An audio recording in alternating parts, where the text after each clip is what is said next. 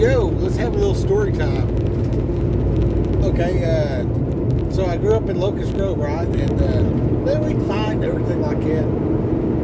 I grew up out in Pigs, but when I went to school, Pigs only went to the 8th grade.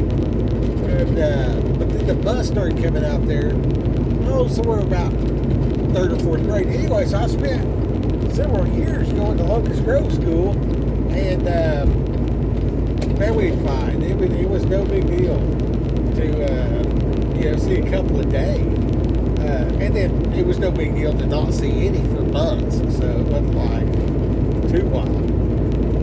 Anyway, and we were just kids, so we would skip school all the time and go do various shenanigans around town. But there were several parks in the town. One of them was called the Kitty Park. Well, it was the location. It just had smaller kid playground stuff, and it was down the hill from this apartment complex. So you could go through the Kitty Park and sneak across the sewer pipe, across the creek that ran through town. That way you wouldn't get your feet wet, and you could make it on up to the apartments. It was low-income apartments, so various kids would live there, so we could go there to eat lunch and stuff like that. We'd ride the school bus to get to town, skip school, hang out with our friends all day, ride the school bus back home. But if you stayed home, out in the country, your parents would make you work. So you wanted to go to school. You wanted to get away from the house. So you didn't have to work, but you didn't want to go to school, whatever. And then on Thursday mornings, we would take our arts, crafts, projects, whatever like that, to the local flea market. Yeah, that was Thursday morning. So a lot of us cut class and would take our barter goods that we had collected, and we would go down to the flea market and sell our stuff. Like, we'd make potato box, make a grade in wood shop class, and then sell the tater box, and then at the flea market. Anyway, so years and years went by, and we started smoking weed down there at that Kitty Park. We hang out all day. There's a big old concrete deal, that pipe going across it, and we'd walk across that pipe to cross the creek. Anyway, that was like the stoner hangout, and years and years went by, and now I had already, got right and everything, and I'm in Locust Grove. I'm probably 38 at this time. Anyway, I got a buddy of mine, and we went and ripped a house, and then he was looking for his boy.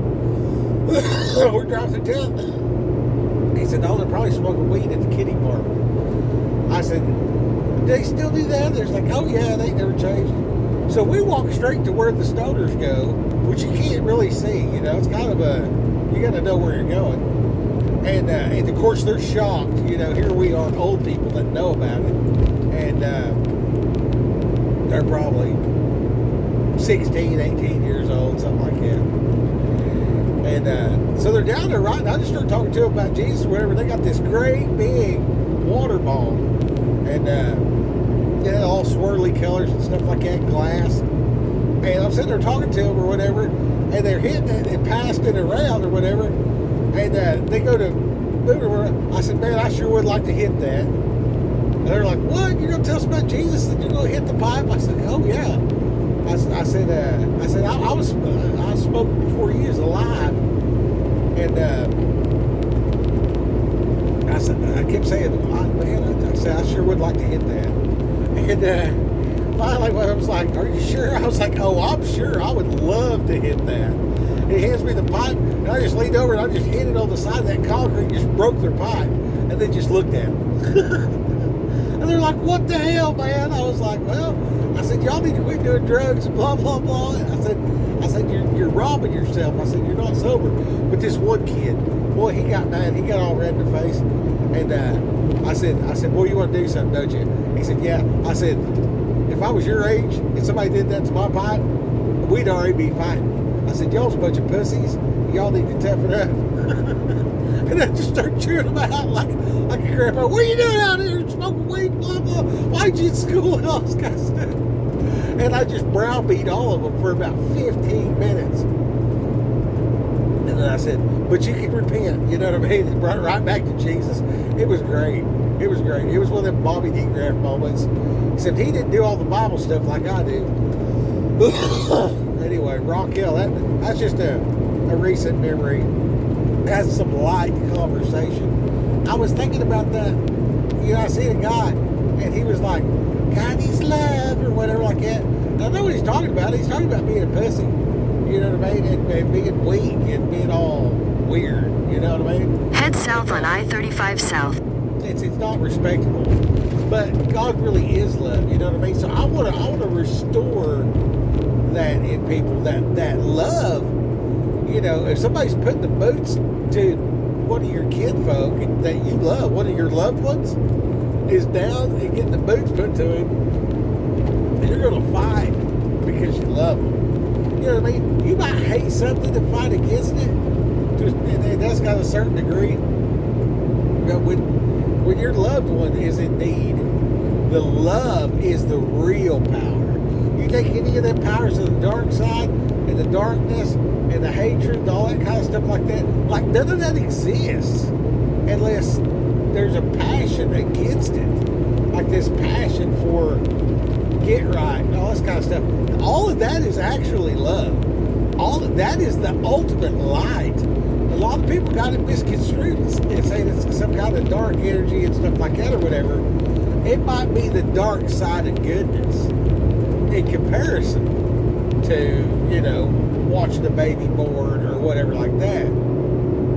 But in that moment, me breaking their pipe, that's because I loved them. You know what I mean?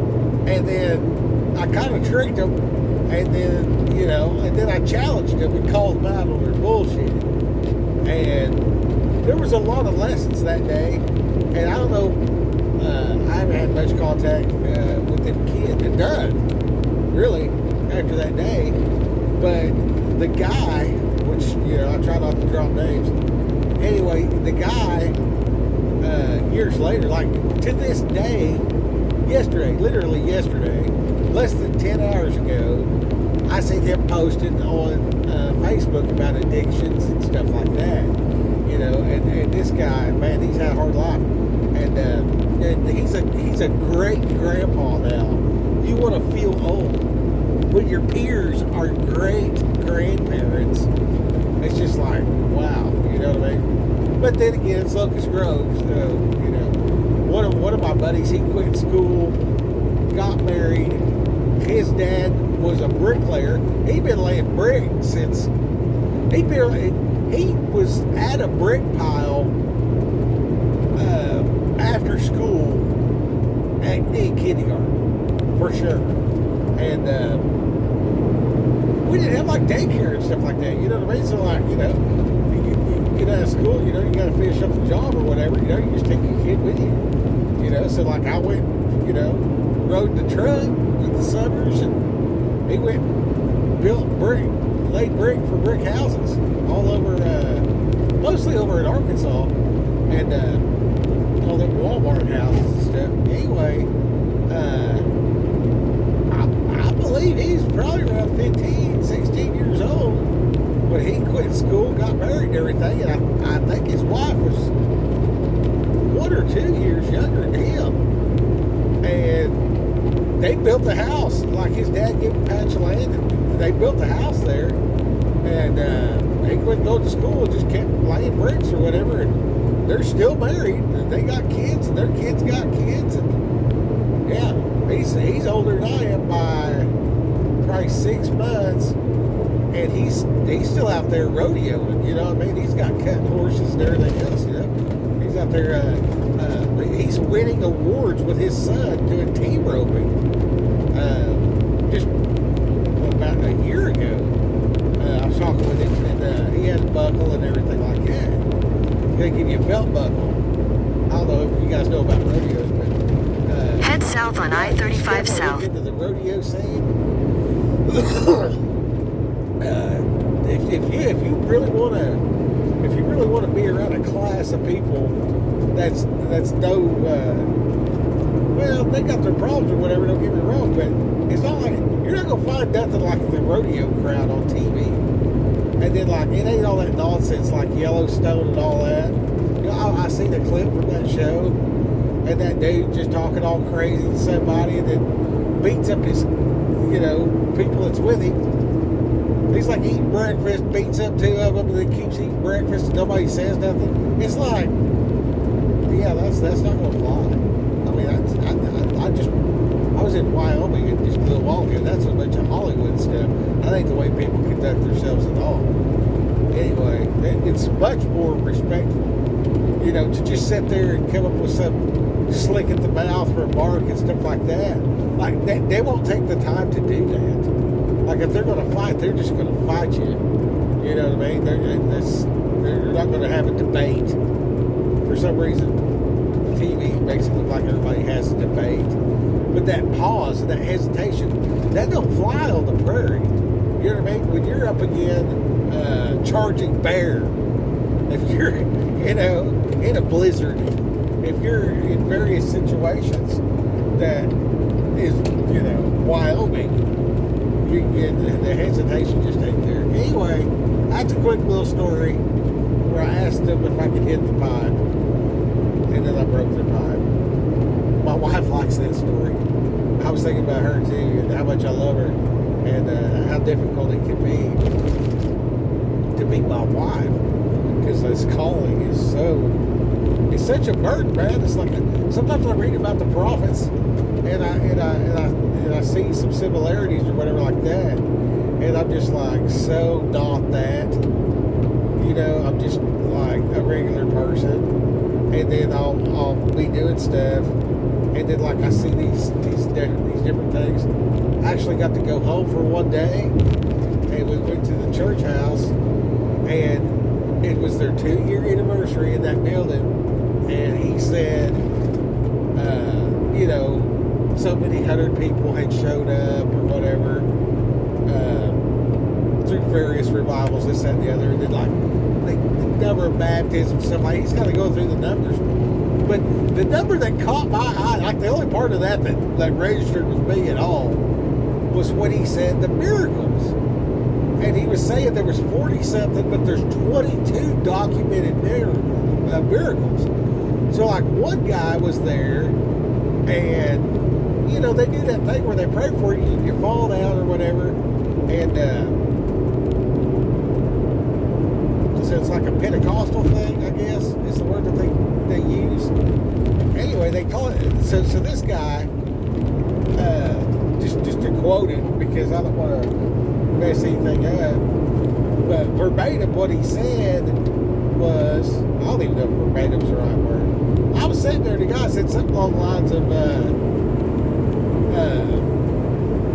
there was 22 documented miracles. Like, this guy had been to the doctor, was scheduled for surgery, blah, blah, blah, and they got the paperwork on it. Like, they send it to the insurance or whatever, and from doctor to insurance. And then he showed up, got prayed for it. He didn't, like, fall down like they do, you know, where they stiffen up and fall back.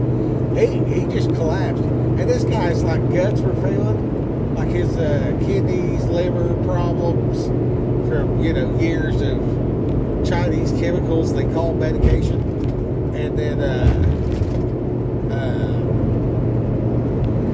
his spine was messed up. He was going in for surgery on his spine because he was fused or getting some vertebrae removed. It was like significant.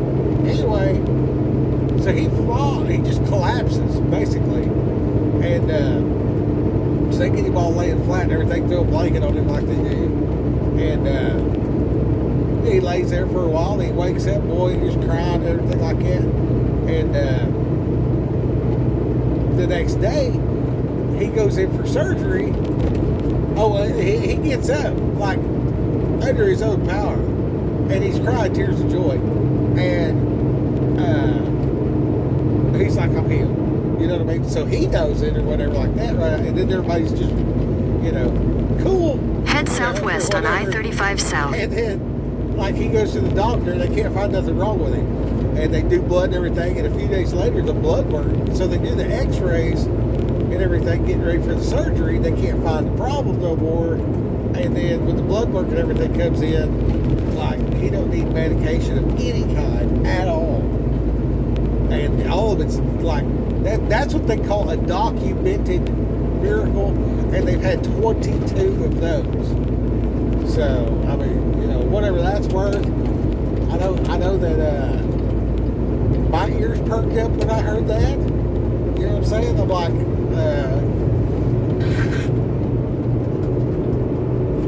that's cool. You know, to whatever degree. For me, that's off the chart. That's topping out. On the faith building. Head southwest on I-35 South. The miracle witnessing and the wow factor 11. Pretty cool. You know what I mean? I'm just like, you know, I'm hearing this dude's numbers, and he's like, we've been here 2 years, and 600 people have showed up, and, you know, this many baptisms, this many rededications or whatever.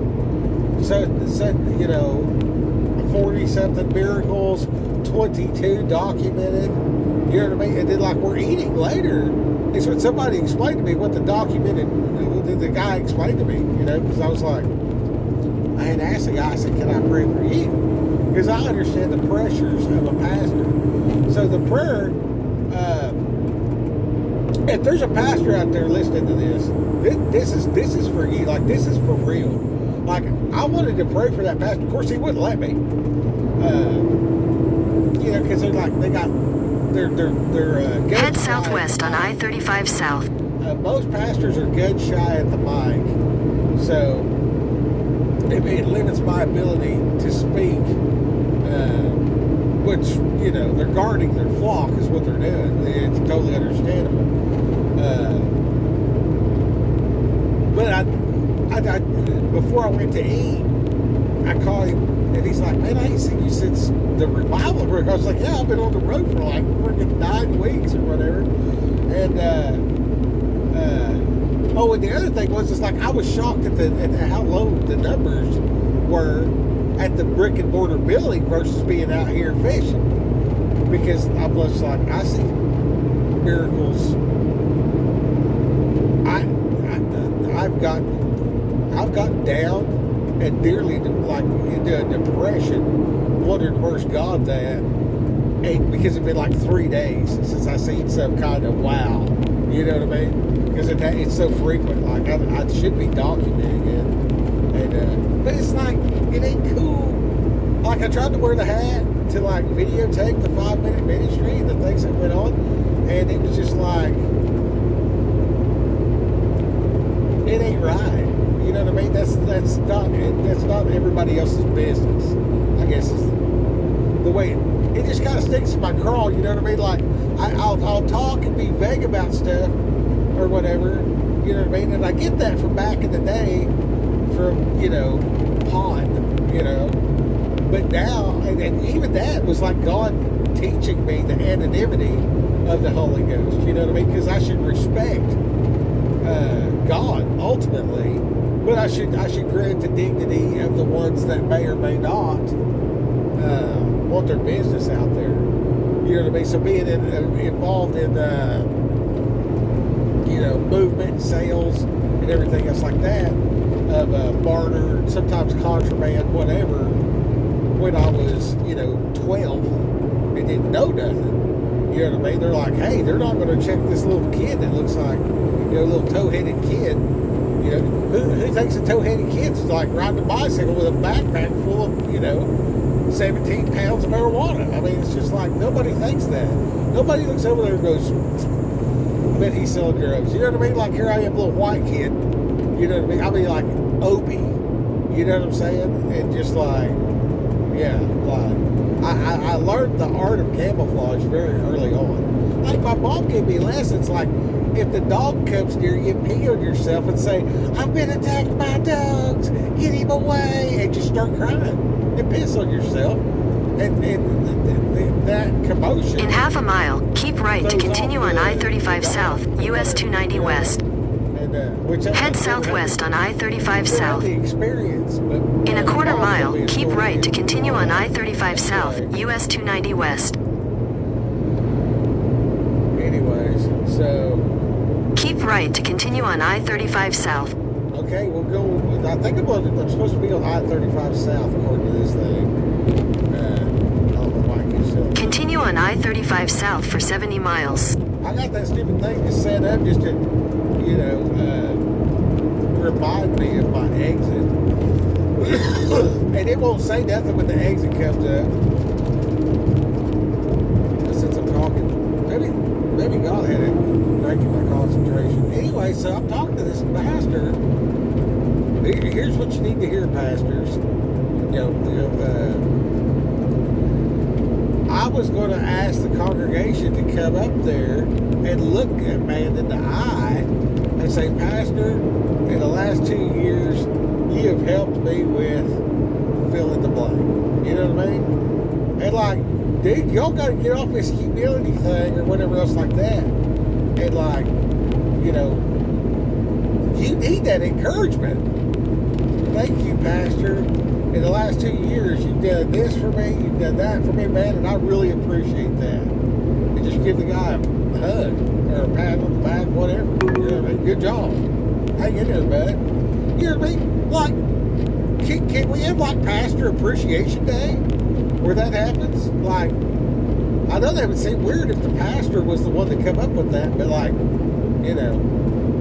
if I could break the bong that guides, breaking chains, breaking bongs, and spread the gospel around the country, just blame it on me. That way he can keep his dignity or whatever like that. And that's one of the things, like he needs that. Or she, whatever. Most people think it's supposed to be a he. Anyway, yeah. And then, like, we need, holy cow, like, just, I'm stumbling right now because I literally see the guy say something about a book about Matthew 5:17, and then I read the book about it, and I see the arguments for or against it, and, of course, Jesus fulfilled the law of atonement, and then he walked out the entire law as an example for how we're supposed to act. You know what I mean? So it's like we're supposed to act like Jesus acted. You know what I mean? In the earth, in interaction with each other. What would Jesus do and all this kind of stuff. But he was actually perfect and eternal and divine. So he was able to, just like the priest of the light of Melchizedek, there's no beginning and no end. So when he died for us, there's no beginning and no end. Like, Adam sinned and death came, right? So Adam wasn't supposed to die to begin with, but he did. Okay? So there was an end. So, like, literally a human sacrifice can't do what Jesus did because his status of eternal and his status of purity and his status of high priest. He gave himself. He had to be the priest. Like, the reason why that thing said, here's the high priest of the Jews, or what, king of the Jews. High king and high priest. You know what I mean? Like, what you're supposed to be in your household. Like, you're supposed to be the King of kings and the Lord of lords. Like, now let me clear this up for you too, while we're on the subject. Lord means I own something. I'm a landlord. I own property. And when I am there, when my presence is there, you know what I mean? I'm there. But I possess it all the time. You know what I mean? And my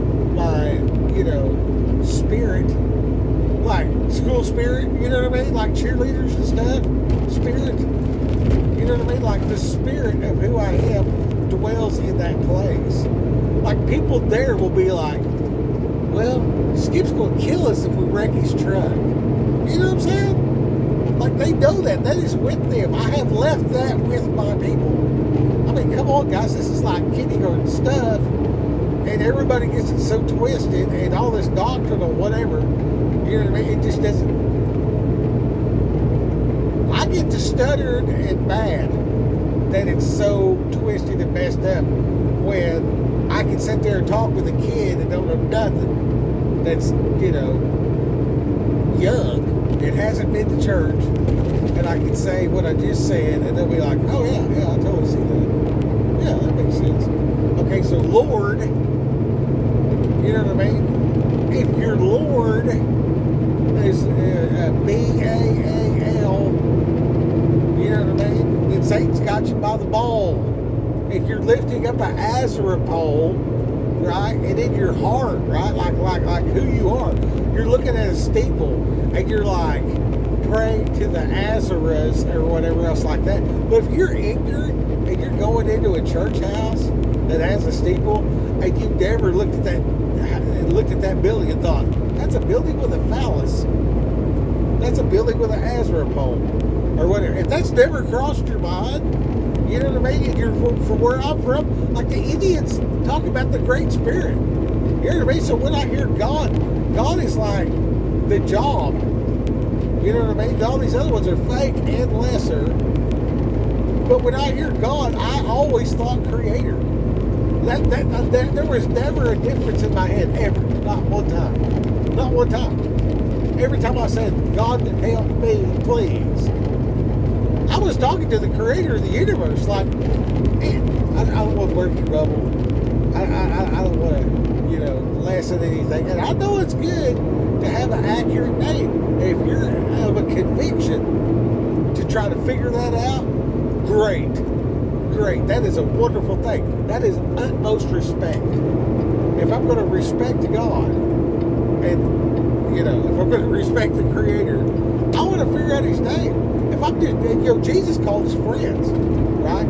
Yeshua called the disciples friends. He said, I have called you friend. You know what I mean? So if He's going to call you friend, you know, He's probably calling Billy the, you know, Bob the Builder. He's called him Bob. You know, he can say, hey, Builder, like a job title. You know what I mean? Hey, God, oh, Creator of the universe. You see what I'm saying? And then, like, this whole thing about it's a plot from the enemy to lessen God's name, okay?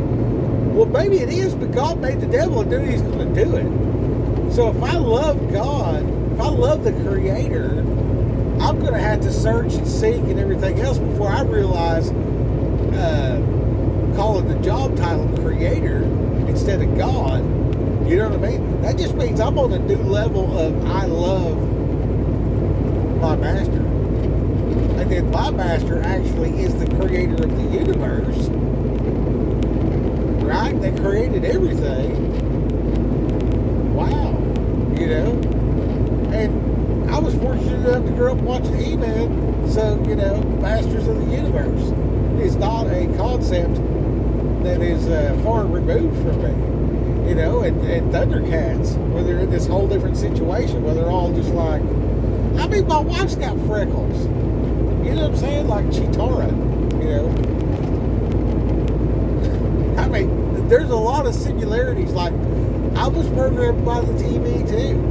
It's just like, dude, I listen to hardcore music, and I, in my heart, like I'm just like being hands and feet of God, determined to do it right, with that growling voice, with that strict toughness. So like I don't see that this stuff that's all dark and evil and everything like that as being strong. You're not going to act that way unless that's someone you love. I can prove it to you. Think about the people that got their heads cut off on TV with ISIS lined them 17 Christians up and cut their heads off right in front of everybody. You haven't even thought about that for years, more than likely, right? Think about that loved one that you had. your loved kinfolk, friend, whatever, that died during COVID. Think about that. You know what I mean? How do you feel about that? That's a different feeling, ain't it? Okay, now here's our kinfolk. They're Christian, whatever, you know what I mean? And they got their heads cut off. Hey, here's another one. Then people got bombed. You immediately thought which people, because so many people are getting bombed. All of them. Those people who got bombed, a bomb dropped on Peoples, and Peoples became a pink mist, and buildings fell upon them, and they died slow in rubble and all kinds of stuff. Those people created by God, created by the Creator in various situations for whatever reason, a bomb was dropped. And those people, okay, now, that's going to stir a lot of different emotions, different ways, depending on who you are, what you see, where you've been, and everything else. Hey, the Bible gives all kinds of reasons to kill. We ain't supposed to murder, and there's collateral damage. You know what I'm saying? So, like, there's a lot to this deal or whatever else like that. But you don't love them. You don't love them. It's not your brother, it's not your dad. And any soldier will tell you, when you and your brother are laying in a ditch and the situation's out of hand, if you hear a helicopter coming that you called to, take care of business, then, yeah, that's a great sound. And then right after that, the other people are not so lucky. It goes bad for them directly after that. And you're glad they're dead, because they were trying to kill you, and that's understandable. You know what I mean? And you're out there on your commander's orders. So the fact that those people that were the opposition didn't live to breathe another day, that is on the hands of your commander. That blood is not on your hands. You didn't kill them. You were a good soldier. You executed orders. The death of people is on the commander. Study on David. You know what I mean? Study on David and look at Uriah the Hittite. Okay? David was a man after God's own heart. Excuse me. Yeah, that's what it is. Israel was a nation after God's own heart. Anyway, I forget the exact quote. But I know that I have read about David and got over some things and showed many a service veteran the stories, 1st and 2nd Kings, 1st and 2nd Chronicles, the Psalms, and it makes sense and everything, so go with that. Pastors, let your people love one you. Let them, you know what I mean? Then, I went to a church one time, they have what they call a fire line. A fire line. So you get all fired up about Jesus, sing some songs, whatever like that, you know what I mean? And kind of set the vibe, invite the Holy Ghost there, and then your praying folk, get them, some on the left, some on the right, whatever else like that, and then let whoever needs prayer walk through there. And it's called a fire line, because they're fired up, Holy Ghost fire, whatever like that. Anyway, so I walked through this fire line one time, and there was about, I'm going to say probably a dozen on each side, and just one by one, you know what I mean? It's like, they still got their worship music going or whatever else like that. And then sometimes they'll lay hands on you, sometimes they'll just pray for you real quick, just however it goes, it's all Holy Ghost at that moment, and I've seen quite a bit through those things. I've been to revivals and had people pray for me and stuff like that, and I've seen a lot of stuff. I've seen people try to exert authority in the natural and watch it be rebuked by the Holy Ghost.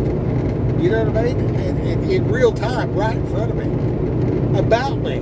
You know what I mean? So it's just like, it's a big deal. It's a big deal. The praise your pastor and have a fire line. You know what I mean? For your congregation. But that, yeah, just pull out there. Good job. Good job. Wow. Wow. I'll tell you right now, you get down here on I-35, you better watch out. Hey, bud. Yeah, that lady's full of numbers. She's going to change her shorts. That semi just pulled out right in front of her. She's driving. I've got Cruise 70 and 75. And, yeah, that truck just pulled off the shoulder and just right out. She had to swerve to miss him. And then here I am. You know what I mean? And that put her right in the way, and so I just got in the fast lane. That's how much the devil don't want you to hear this right now. Like, I refuse to take money for this knowledge right now. You know what I mean? Because this is such a big deal. This is such a big deal. You know what I mean? And some stuff is hokey, feeling, but it's legit. And then some stuff feels legit, but it's hokey. And one of the ways that you can tell, is, has anything remotely close ever happened in the Bible? Okay, so if God's the same today, tomorrow, forever, why can we not see what He's already did happen today? Well, you can. I mean, that'd be ridiculous to say you can't. You know what I mean? So, like, there's somebody out there that needs to get over it. You know, head southwest on I-35 South. We know the unseen realm is real because Bluetooth. I mean, come on, you know, electric. You know what I mean? Like, there's different spectrums that you can see with various devices, right? Okay, so if you'll take the time to respectfully get to know God as if you're getting to know your spouse, right? And then, like, get to know Him like you do your friend. Get to know Him like you do your brother. Get to know Him like you do a lawyer. You know what I mean? Every aspect, whether you're telling jokes and cutting up, whether you're rebuking, whether you're sad, mad, like every emotion, every situation, right? And we can see that there's a need for confession. You know what I mean? Hey, you say confession, and immediately most folks will think about negativity. But you need to realize there's a positive. So here a while back, my wife was, mad at me about money matters. You know what I mean? I'm gone all the time, whatever like that. She's like, do you have a second wife or something? You know what I mean? Which I thought was funny because, like, I do not pull chicks. I mean, it's just not a thing for me. You know what I mean? Like, every now and then I'll tell one about Jesus and they'll get a little excited or whatever like that. I'm like, it ain't me you're excited about. You're excited about the Word of God. You know what I mean? Anyway, which is if you want to cool a hot chick down, like, if her motor's revved up, like, you just point out the fact that, you're actually, anyway, sorry, I cannot say what I was going to say, but it was so accurate. Anyway, and they're getting all hot and bothered or whatever else like that. You know what I mean? I'm like, hey, you're just recognizing Jesus. And then, like, I talked to one girl that I hadn't talked to her for 15 years, and she ends up hitting me up on Facebook. She's like, oh, well, isn't it weird that blah, blah, blah? And it's like, oh, by the way, I just broke up with my man or whatever. And I just, was a friend, which brings about an attraction, which I explained to her that her rebound needs to be Jesus. Like you put God first. Like it didn't work out with your band because you were treating your band like he was Jesus. Instead of letting your band be a band and realizing he's flawed and everything else like that. And then when it turns out he's not perfect, you know, you left for 6 weeks and he found somebody else. Which meant he wasn't yours to begin with. Also points out that he's not Jesus. So, you know what I mean? Like, get in the right lane here. You know what I mean? And it's the love. It's the love that they see. It's the love that we all seek and that we all need. And it is very much abused in modern culture.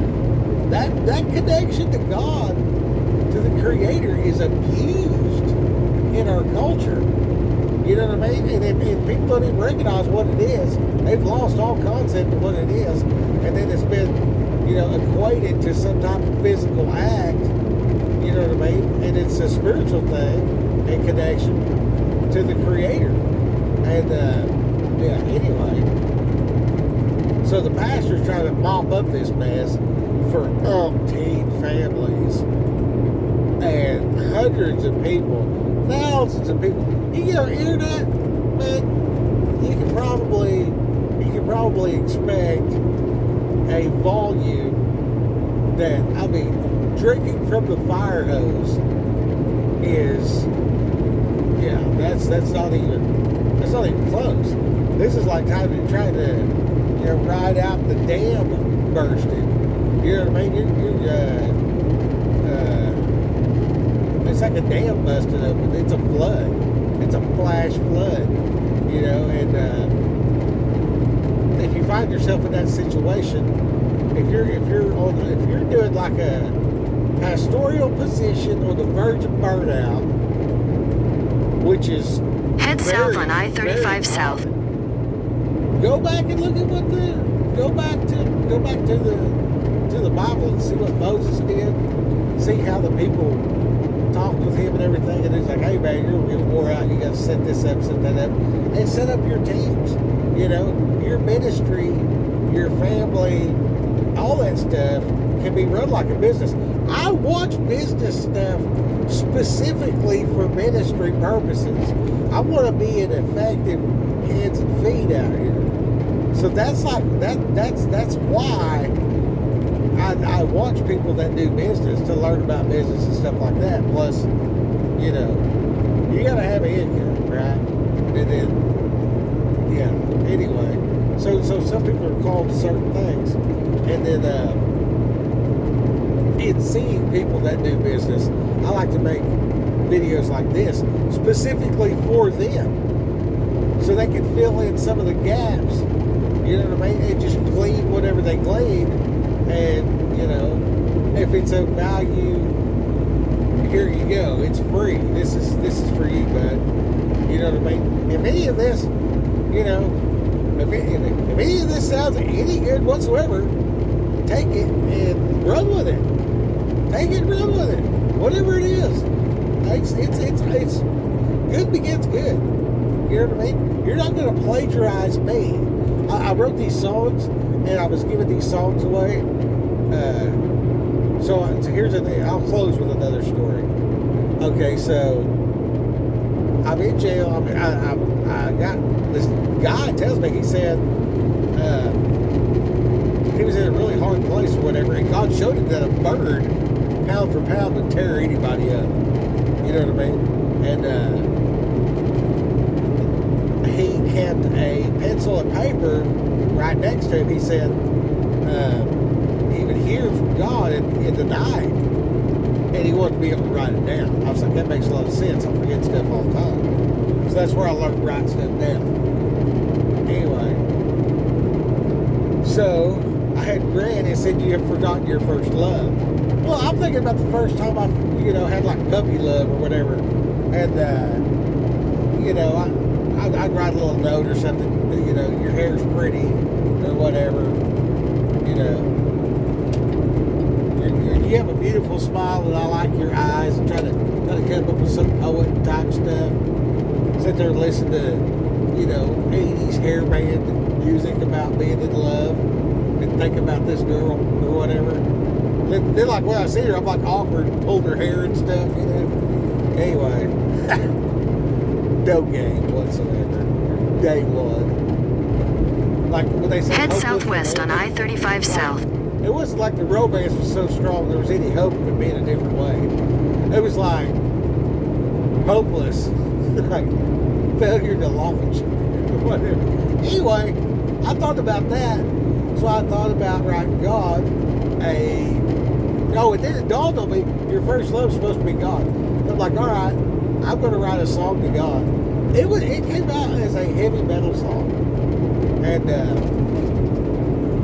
in the song I'm singing, pity me, pity me. Like part of it was like, look at my afflictions, remember me, remember me. Like that was the song.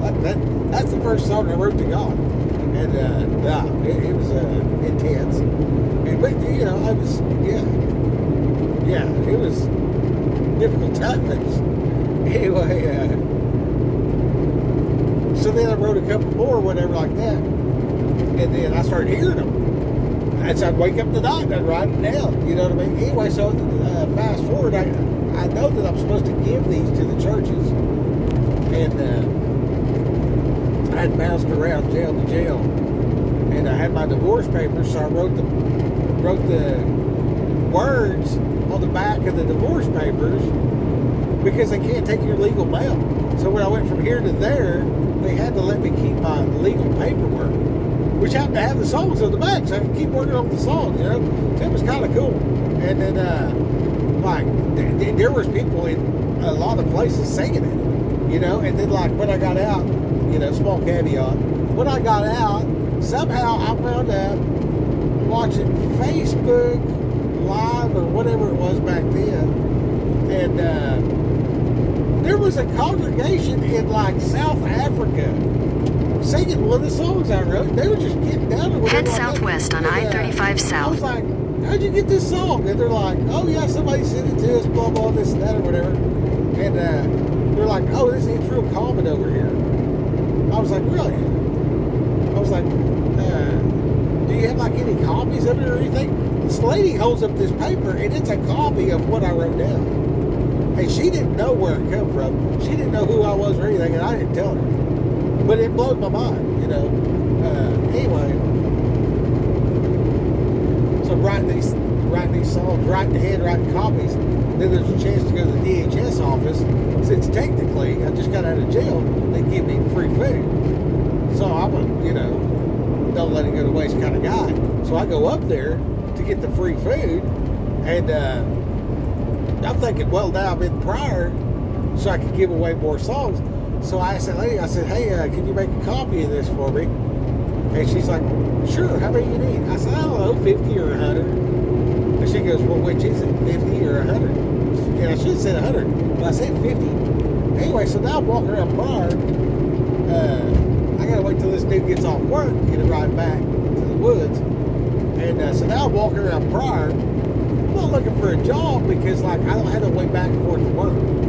So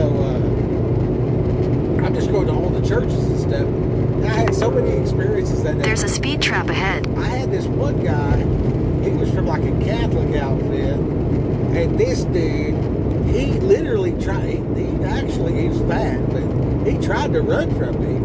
I'm like, hey, no, it's just a song. I said, I ain't trying to take that from you. I ain't asking for help. I said, I'm trying to give you something.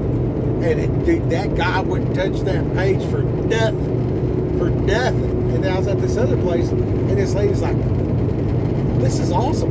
And I'm like, yeah, that's pretty cool. And she said, you can't be doing this. Somebody's going to steal your song. I was like, man, you can't steal when somebody's giving it away.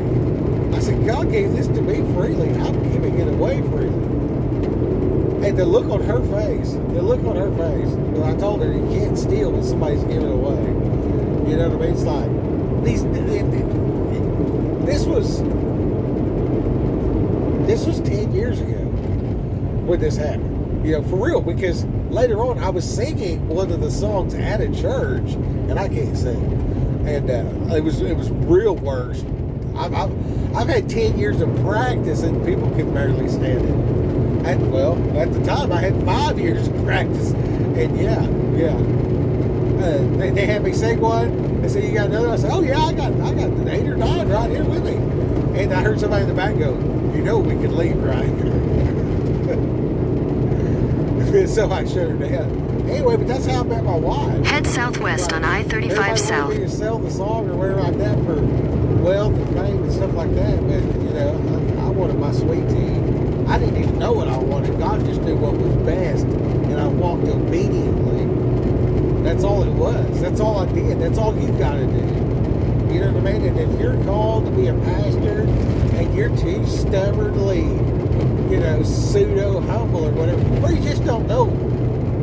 If you just don't know, you know, give it to one of your trusted elders or whatever like that. You know, let them watch this or whatever, you know, and, you know, do that, you know. Have a service and be like, "Hey, pastor, thank you for whatever," and let that person look you in the eye and tell you to your face in front of God and everybody, in front of the whole congregation, "Thank you, would you help me with X, Y, Z," and confess that. Head southwest on I-35 South. You want to see something? You want to do life in your church? You know what I mean? God is love. And when you feel that, when you're the pastor and you break down and cry and stalk in front of everybody like that, you know what I mean? Because it's real, not this fake, not this nonsense. You know, when it's time to get your big boy britches on and go out there and, you know, knuckle up, hey, you know what I mean? Knuckle up. But don't act like there ain't a time where you're supposed to cry like a baby in front of the congregation. You know what I mean? Let them bring a chair out and sit down. And then you go through about 8 people that you know, reinforced the goodness in their life. If you're the pastor, you're going to need that chair. You're going to need that chair. And as much as you've been beat up by being a pastor, you can be lifted up 50 times as much. And it'll hit you, and it'll fill you up, and you'll be strong for this upcoming season. You know what I mean? And you need to do that quarterly, or at least once a year. I'd say once a year. You know what I mean? You don't want to make a big deal out of it. You know what I'm saying? And you're up there talking all the time, and people look up to you, and there's the celebrity or whatever else like that. That kind of gets in the way. And then, I mean, you're going to have your people like, "Oh, if I go to that church, that preacher wants everybody to go up there and tell him what he did right." How stupid do you sound? How stupid did that sound? You know what I mean? I'm going to heckle you because the people that you helped said thank you. You know what I'm saying? Like, you want to expose the demons. You know what I mean? Like they're there. They're there. That door's open. Everyone ever is walking through that door. And they're going to find this. They're going to find this. And then when they do, all they do is expose themselves. You know what I mean? And in that moment, you know what I mean? You have opportunity to let the congregation rebuke the demon out of the loved one. You know what I'm saying? And you can do that. You can do that. That is bona fide. That is the Holy Ghost in it. You know, with the pastor, you know, he's like the shepherd over the flock and all that kind of stuff like that or whatever. But just because, have you seen a pack of hyenas work together? Have you seen a pack of wolves work together? Have you seen like the hippopotamus with like the alligator or whatever gets the little baby hippopotamus, and that mama goes over there, and then all the hippopotamuses go over there and they tear that crocodile to pieces. And that thing was like 27 foot long, and 13 hippopotamuses ripped that lizard apart. You know what I'm saying? Yeah, that's what happens when everybody gets in the line to say, "Pastor, thank you for helping me pray for my electric bill. Thank you for praying for me. Where my kid folk was sick. because you're releasing love. You're releasing that love into the situation. God is love. You better check that bullshit. You better check that bullshit. God really is love. Love is tougher than anything else. It is the strength of all. So check your bullshit. Check your bullshit. You know what I mean? I understand these people are weird and they've perverted it and everything else like that, and they deserve to be made fun of for the purposes of shame and repentance. That's what making fun of people is for. Who needs to hear this? If you make fun of somebody, you know what I mean, about tendencies to sin, or they might be a gluttonous, they might be a homosexual, they might be stealing on their taxes, whatever. Some people just wear their sin on their sleeve. Other people hide it real good. But most people have sin. You can't walk without sin. Like, you can literally repent from sin and not walk in it. You know what I mean? Like, I've thrown up before, but I'm wearing a clean shirt right now. You know what I mean? Like, I dropped the deuce in the parking lot a while ago, but I wiped my ass. I'm not sinning in shit. Like, you can get over your sin. Like, it's retarded to think that you can't. Like, literally, like something in your brain, like the timing has been retarded to think you cannot walk a sinless day. Like, who is this person that can't go 24 hours? You know what I mean? Which is me. I've done that before. I've actually tracked it. You know what I mean? But I had a guy one time, he's like, the guy said, "Oh, well, I sin every day." I was like, dang. I said, "Well, what's the problem?" He's like, "What do you mean?" Because it was so, it's so commonplace and accepted to sin in the church. Like, that's ridiculous. You know what I mean? Like, you tell somebody, "Hey, I drink a gallon of water." They're like, "Dang, really?" You know what I mean? Say, "Hey, everybody's drinking beer," or whatever like that. They say, "Hey, I don't drink." You're like, oh, are you an alcoholic? What happened? I'm like, "No, I just don't drink poison." You know what I mean? But on the other hand, you know what I'm saying? If you say, "Hey, I drink water," they're like, "What for? What for and why?"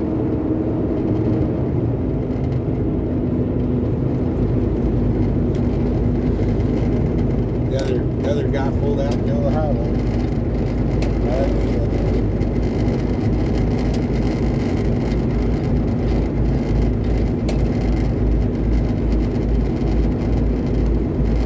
Devil trying to kill me out here. 1, 2, 3, 4, 5, 6. Or 6. Tried to hit me 6 times. 2, for instances, 6 points of attack in this video. I'm just high stepping. You know what I mean? Stepping right over. Okay, so here's the deal.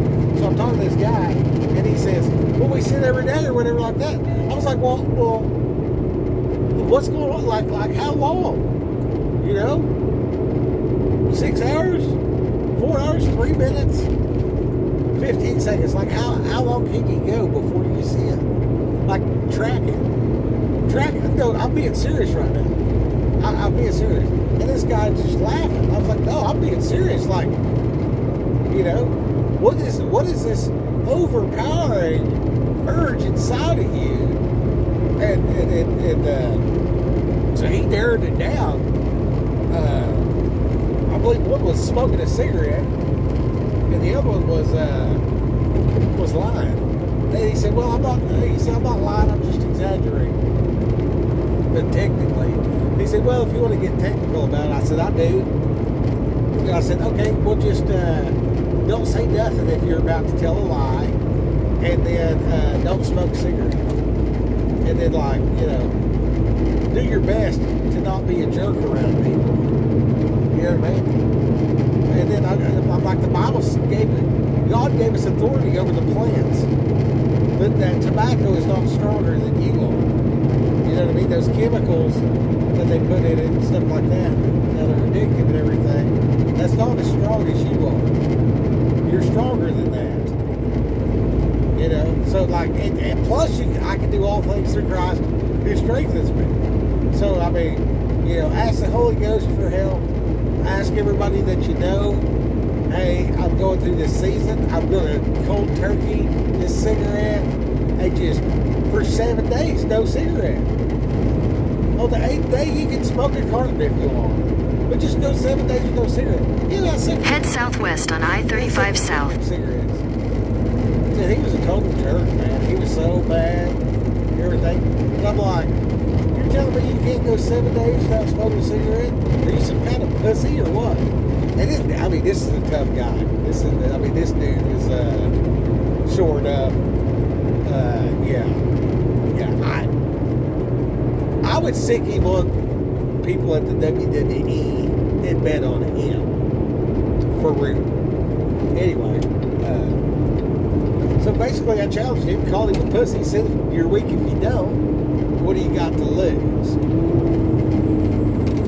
And by the 7th day, he was over the serious creep. Now I've been to jail where you can't smoke, and I've seen people go through it, and I know that 7 days without a cigarette is enough to break off a lot of it. You'll still have problems with it after 7 days, but any point in that 7 days, you smoke one cigarette, you're back to day one.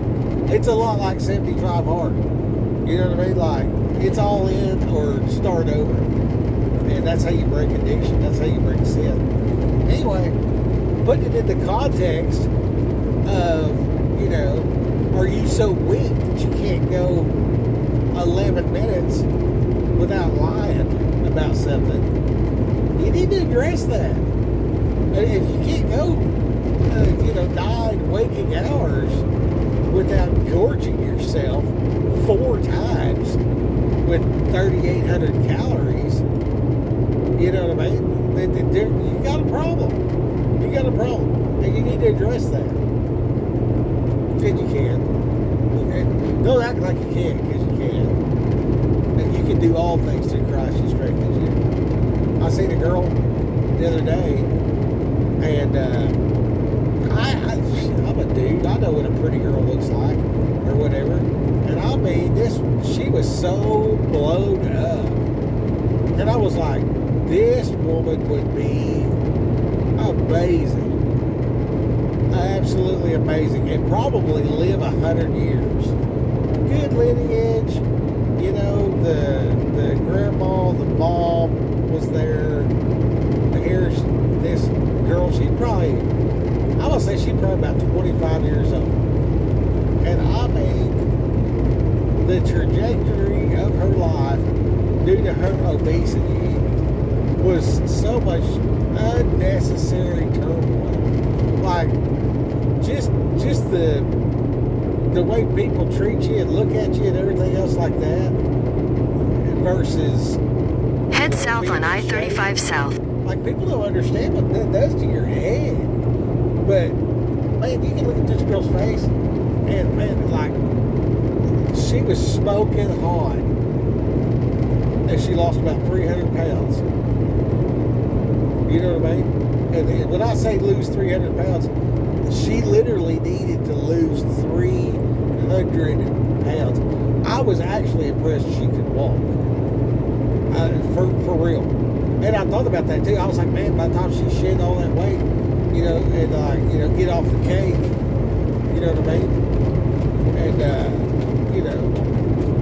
do appropriate for probably 3 years. That'd be about right. It'd probably be about 3 years of lifestyle change. And that's all it is. Do not think for a second that you can't change your lifestyle. Head southwest on I-35 South. You don't need pills. You don't need nothing. No. You need to quit eating cake before you go to sleep. You know, when you want to have a sandwich, do 1 slice of bread instead of 2. You know what I mean? Just Put whatever you're going to put on a sandwich on one piece of bread, fold that sucker in half and eat it. And you say, well, when I do that, all the stuff pops out. Well, that's how you can tell you put too much on your sandwich. I put peanut butter on one side, jelly on the other, fold it in half and eat it. And I got my carbs, I got my sweet tooth from the jelly, I got my fat and everything I need for my body from the peanut butter. And on one slice of bread, a thin spread here, peanut butter, thin spread of jelly, eat that, and go roof a house. So don't tell me that you gotta have a foot-long hoagie bud. You know what I mean? Say, oh, well, I'm eating healthy, I just ate a whole loaf of bread. I mean, get real. You know what I mean? Get real. Anyway. So that's the physical, that's the spiritual. That's how you fix your congregation.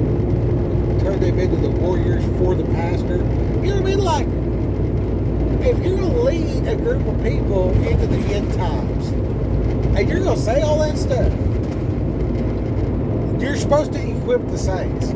Okay, so like, if I'm at a dojo and I'm talking about fighting and stuff, and then I'm like, here's a stick, here's some nunchucks, here's a sword, but we never spar. Like, I still don't know what the hell I'm doing. You know what I mean? Like, you need to spar. And this, let the congregation say thank you. You know, what if that congregation goes home and them youngers talk to them elders and say, you know what? Thank you, elder, for XYZ. You know what I'm saying? So you been the example as pastor receiving from the flock will give unto each other in private. You see what I'm saying? And you're going to stir up the demons and have to deal with that along the way. And yeah, you're sparring, buddy. You're sparring right there in front. And now when the people are at home or whatever else like that, and they hear, I love you, and they have a knee-jerk defensive reaction, and the enemy's like, they're trying to get something out of you, or whatever. Oh, they're buttering you up to steal something from you. Whatever defensive reaction, that knee-jerk reaction, that defensive, hey, they're coming at me at a different angle. I've been hurt before. Everybody does it. So why don't you do it? Why don't you confess in front of your congregation and show them how to do it? Spar. It's a big deal. It's freaking awesome. It is awesome. All right, it's too long. Rock him. Go get him.